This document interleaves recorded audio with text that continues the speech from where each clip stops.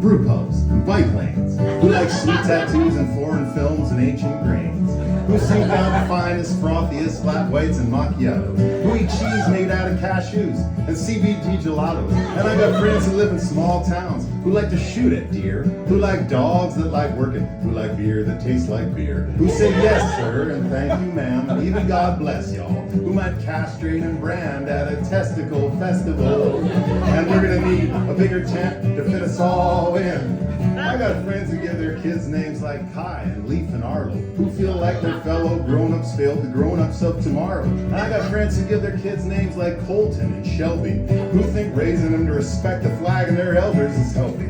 I got friends who go to seminars and ayahuasca retreats, who might spill their deepest secrets to the kindred souls they meet. And I got friends who don't say a lot, who mean everything they say, who believed every word of scripture till their daughter turned out gay.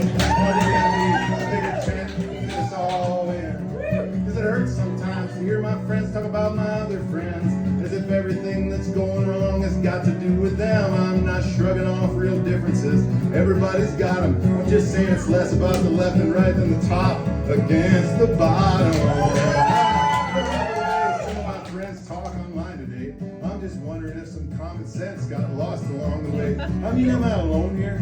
Or does it strike anybody else like every side slowly turning into a parody of itself? And I don't know about you, but it's looking pretty similar to me.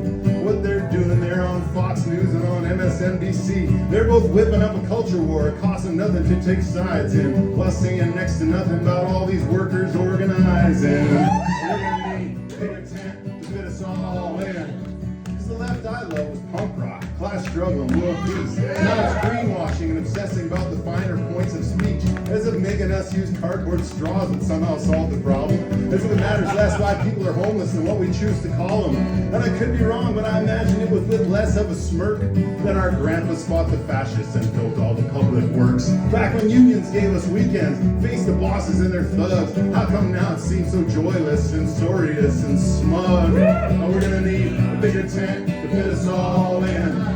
With an ever-narrowing circle who think just the way we do, we went from we are the 99% to we are the chosen few. And while we're arguing amongst ourselves, they're trashing the place, thinking they'll just leave us here and blast off into space.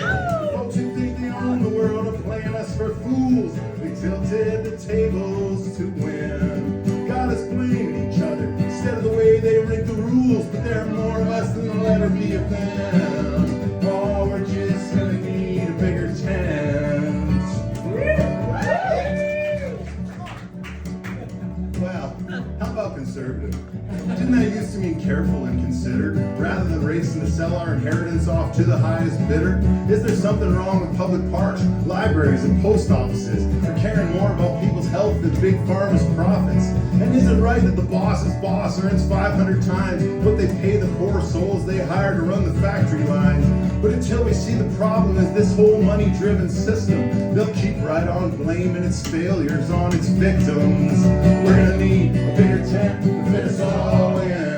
I've seen the funky old places flattened out by the machine, all the houses with Black Lives Matter signs and no black folks to be seen. Well, the whole thing is just doing what it's engineered to do, a great redistribution from the many to the few. The folks who think they own the world are playing us for fools. They tilted the tables to win, got us blaming each other instead of the way they rigged the rules. But there are more of us than there'll ever be of them. Oh, we're just gonna need a bigger tent.